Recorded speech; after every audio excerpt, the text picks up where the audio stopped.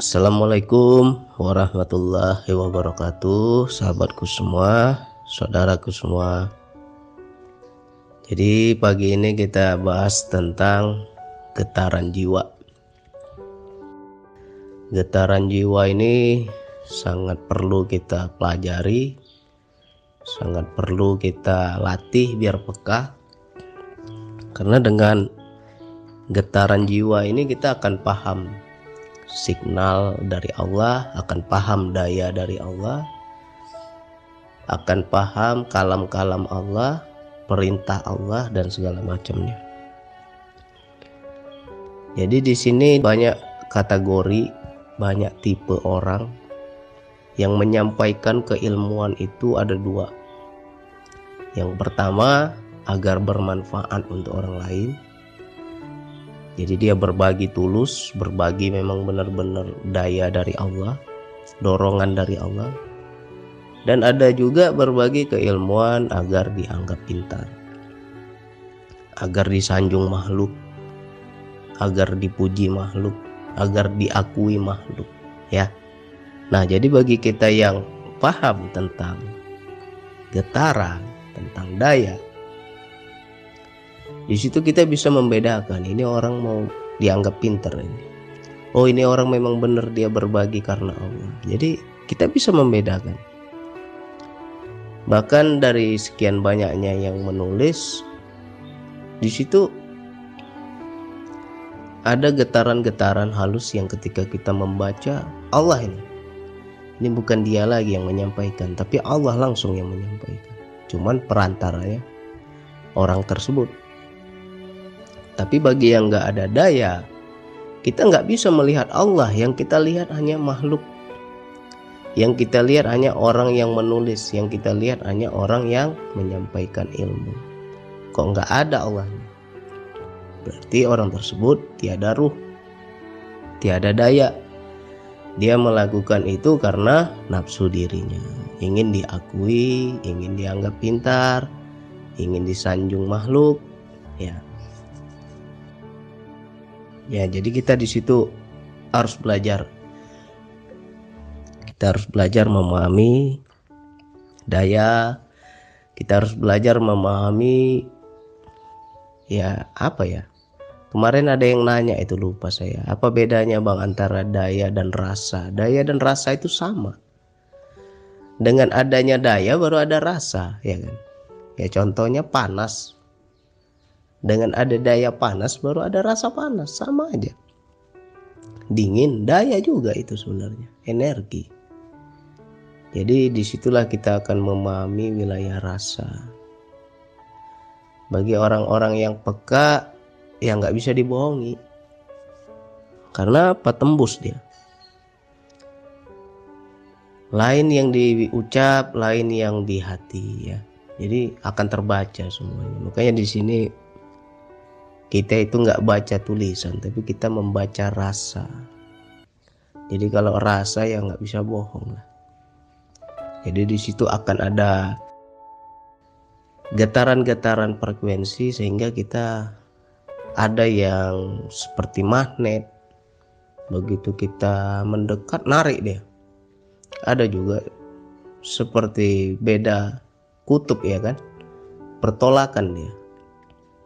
Kok aku nggak nyaman ya sama dia, kok aku nggak asik ya, kok rasanya males ya deket-deket dengan dia. Nah, itu sebenarnya daya semua itu, rasa itu, energi, daya, getaran, ya. Jadi getaran jiwa ini bukan seperti kita itu tubuh kita bergetar bergoncang, bukan. Getaran jiwa ya di dalam diri. Jadi di situ ada tersambungnya koneksi, ya. Jadi ada dua kita memahami tentang getaran jiwa ini. Yang pertama langsung Allah hujamkan di hati kita, itu bergetar kita. Biasanya itu kalau Allah hendak menyampaikan sesuatu, Allah berkata-kata, Allah menyampaikan kalamnya, di situ ada koneksi. Sehingga kita bergetar. Lantas ada juga melalui orang lain. Nah, mungkin kita Mendengar orang ceramah kok ser bergetar gitu kan. Mendengar orang menasehati ser bergetar. Atau kadang kita baca buku bergetar. Berarti itu masih perantara makhluk, nggak langsung. Nah, contohnya kayak kita dengar khutbah lah. Ada yang ngantuk, ada yang kita itu terkadang mata kita nggak berkedip mendengarkan ceramah itu. Itu semua daya. Jadi ada yang isi, ada yang kosong. Kalau yang kosong ngantuk kita. Tapi kalau memang daya itu betul-betul dia menyampaikan karena ada rasa sambungnya kepada Allah, itu akan tervibrasi kepada kita, sehingga kita pun mendengarkan itu asik gitu. Kita mendengarkan itu rasa ingin tahu, rasa ingin nyimak, rasa ingin mendengar, ada tertarik kita kan. Dan di situ kita bisa membaca bahwa apa pesan yang Allah hendak sampaikan. Jadi kita nggak lihat lagi makhluknya, ya. Jadi di sini kita akan peka wilayah rasa ini. Kalau kita sering melatih, kita ya kalau dibilang banyaklah rahasianya, banyak keajaibannya. Kadang orang tersebut belum berkata-kata, kita sudah bisa tahu isi hatinya, ya.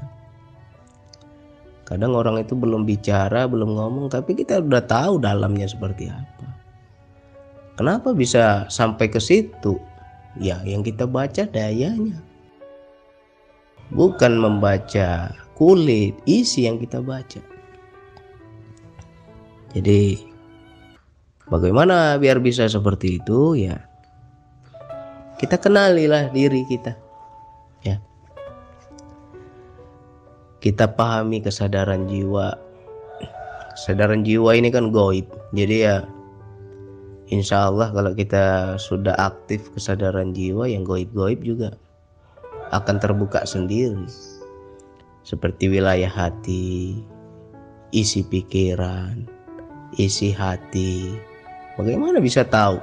Padahal itu kan gaib. Ya masuk dulu ke wilayah gaib, baru kita bisa tembus. Masuk dulu ke kesadaran jiwa, baru kita bisa membaca. Ya, bagi teman-teman semua, dilatihlah dari hal-hal kecil. Bagaimana bang saya melatihnya? Ya lakukan terus DN. Nanti kita latih dari hal-hal kecil di sekeliling kita, di rumah kita. Bisa nggak kita mengetahui isi hati istri kita tanpa dia bicara? Sebelum dia ngomong kita udah paham duluan. Ya sampai ke situnya nanti itu akan terbuka semua itu. Ya, latih dulu dari orang-orang terdekat, dari istri, dari anak. Baca wilayah itu. Nanti dari lingkungan, dari teman-teman, ya. Nah, kita bersosial gimana, baca karakter orang itu gimana, baca wilayah getaran itu.